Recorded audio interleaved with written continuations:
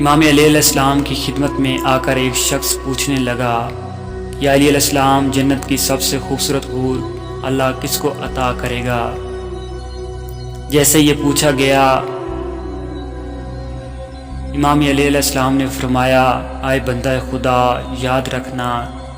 میں نے اللہ کے رسول صلی اللہ علیہ وآلہ وسلم سے سنا کہ جو انسان بدلہ لینے کی قدرت کے باوجود بھی اپنے غصے پہ قابو پا لے تو اللہ قیامت کے دن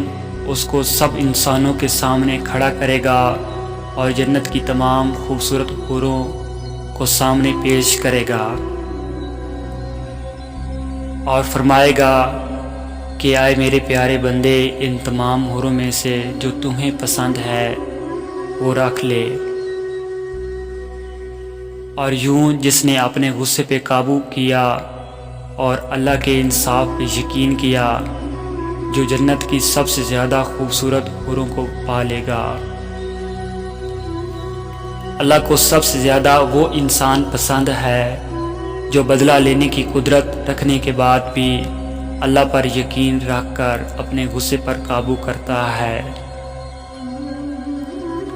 اور اسی ایک صفت کی وجہ سے اللہ اس کی دنیا بھی آسان کر دیتا ہے اور آخرت میں بھی عظیم انعامات اس کے قدموں میں رکھے گا۔